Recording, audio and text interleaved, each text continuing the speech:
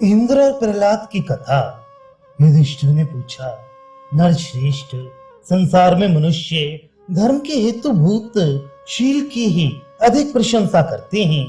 अतः यदि आप मुझे सुनने का अधिकारी समझें तो यह बताने की कृपा करें कि इस शील का क्या लक्षण है और वह कैसे प्राप्त होता है।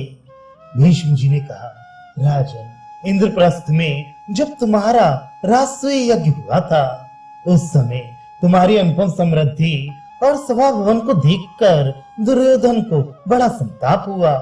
वहां से लौटने पर उसने अपने पिता से सारी बातें कह सुनाई। तब धृतराष्ट्र ने कहा, बेटा, यदि तुम युधिष्ठिर की ही भांति या उनसे भी बढ़कर राज्य लक्ष्मी पाना चाहते हो तो शीलवान बनो। शील से तीनों लोक जीते जा सकते हैं।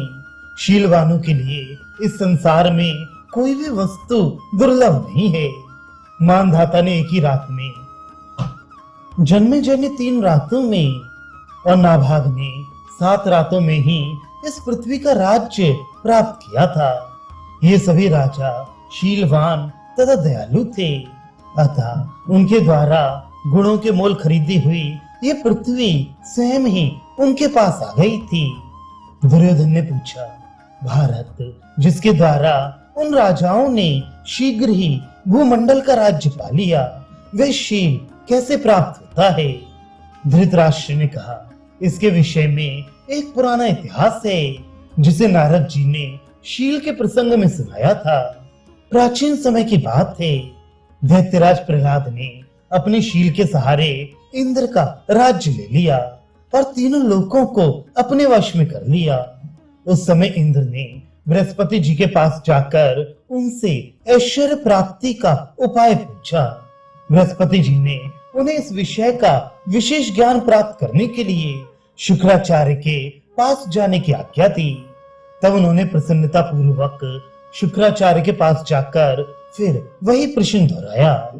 शुक्राचार्य बोले, इसका विशेष ज्ञान महात्मा प्रहलाद को है।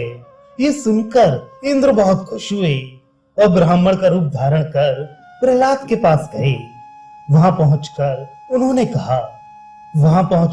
कहा, राजन, मैं श्रेय प्राप्ति का उपाय जानना चाहता हूँ, आप बताने की कृपा करें।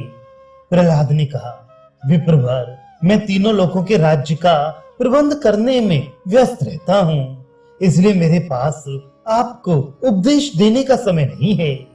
ब्राह्मण ने कहा, महाराज, जब समय मिले तभी मैं आपसे उत्तम आचरण का उपदेश लेना चाहता हूँ। ब्राह्मण की सच्ची निष्ठा देखकर प्रहलाद बड़े प्रसन्न हुए और शुभ समय आने पर उन्होंने उसे ज्ञान का तत्व समझाया। ब्राह्मण ने भी अपनी उत्तम गुरु भक्ति का परिचय दिया। उसने प्रहलाद की इच्छा अनुसार न्यायोचित रीत से भली भांति उनकी सेवा की। फिर समय पाकर उनसे अनेकों बार यह प्रश्न किया कि त्रिभुवन का उत्तम राज्य आपको कैसे मिला, इसका कारण मुझे बताइए। प्रहलाद ने कहा, विप्रवर, मैं राजा हूँ, इस अभिमान में आकर कभी ब्राह्मणों की निंदा नहीं करता, बल्कि जब वे मुझे शुक्र नीति का उपदेश करते हैं उस समय संयम पूर्वक उनकी बातें सुनता हूँ और उनकी आज्ञा को सिर पर धारण करता हूँ।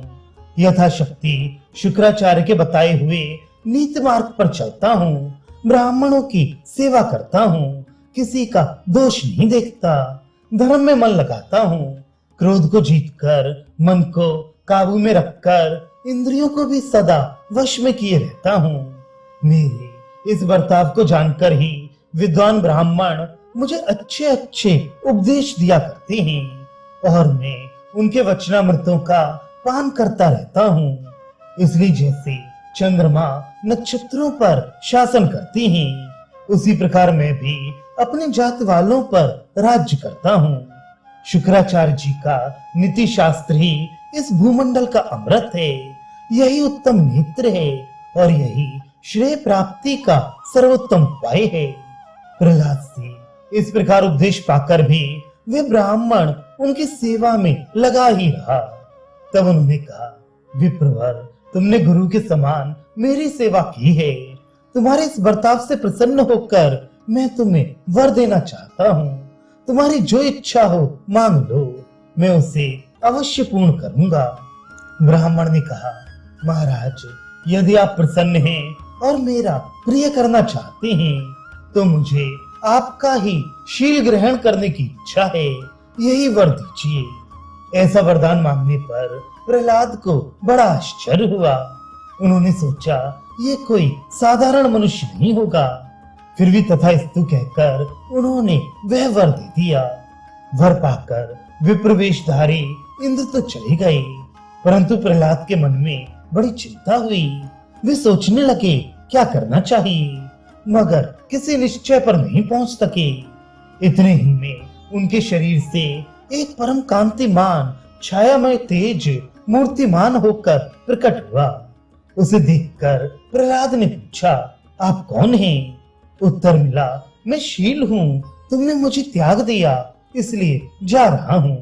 अब उसी ब्राह्मण के शरीर में निवास करूंगा जो तुम्हारा शिष्य बनकर एकाग्र चित्त से सेवा परायण हो यहाँ रहा करता था।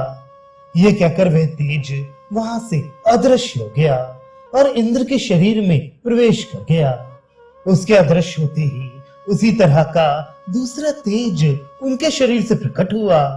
प्रहलाद ने उससे भी पूछा, आप कौन हैं? उसने कहा, प्रहलाद, मुझे धर्म समझो, मैं भी उसी श्रेष्ठ ब्राह्मण के ही पास जा रहा हूँ, क्योंकि जहाँ शील होता है वहाँ मैं भी रहता हूँ। यूं कहकर जो ही वह विदा हुआ त्यों ही तीसरा तेजोमय विग्रह प्रकट हुआ। उससे भी वही प्रश्न हुआ, आप कौन हैं? उस तेजस्वी ने उत्तर दिया, असुरेंद्र, मैं सत्य हूँ और धर्म के पीछे जा रहा हूँ। सत्य के जाने पर एक और महाबली पुरुष प्रकट हुआ। पूछने पर उसने कहा, प्रहलाद, मुझे सदाचार समझो, जहाँ सत्य हो वहीं मैं भी रहता हूँ। उसके चले जाने पर उनके शरीर से बड़े जोर की गर्जना करता हुआ एक तेजस्वी पुरुष प्रकट हुआ। परिचय पूछने पर वह बोला, मैं बल हूँ और जहाँ सदाचार गया है वहाँ स्वयं मैं भी जा रहा हूँ। यह कहकर वह चला गया। तत्पश्चात प्रहलाद के शरीर से एक प्रभामयी देवी प्रकट हुई। पूछने पर उसने बताया, मैं लक्ष्मी हूँ, तुमने मुझे त्याग दिया है इसलिए यहाँ से चली जाती हूँ, क्योंकि जहाँ बल रहता है वहीं मैं भी रहती हूँ। प्रहलाद ने पुनः प्रश्न किया, देवी, तुम कहाँ जाती हो? वह श्रेष्ठ ब्राह्मण कौन था? मैं इसका रहस्य जानना चाहता हूँ। लक्ष्मी बोली, तुमने जिसे उपदेश दिया था उस ब्रह्मचारी ब्राह्मण के रूप में साक्षात इंद्र थे। तीनों लोकों में जो तुम्हारा ऐश्वर्य फैला हुआ था वह उन्होंने हर लिया। धर्मज्ञ, तुमने शील के ही द्वारा तीनों लोकों पर विजय पाई थी। यह जानकर इंद्र ने तुम्हारे शील का अपहरण किया है। धर्म, सत्य, सदाचार, बल और मैं, ये सब शील के ही आधार पर रहते हैं। शील ही सबकी जड़ है। ये कहकर लक्ष्मी तयशील आदि सभी गुण इंद्र के पास चले गए। इस कथा को सुनकर दुर्योधन ने पुनः अपने पिता से पूछा, गुरुनंदन, मैं शील का तत्व जानना चाहता हूँ, मुझे समझाइए और जिस तरह उसकी प्राप्ति हो सके वह उपाय भी बताइए। धृतराष्ट्र ने कहा, बेटा, शील का स्वरूप और उसे पाने का उपाय, ये दोनों बातें महात्मा प्रहलाद ने पहले ही बताई हैं।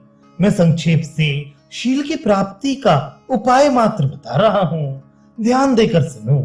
मन, वाणी और शरीर से किसी भी प्राणी के साथ द्रोह न करे, सब पर दया करे, अपनी शक्ति के अनुसार दान दे।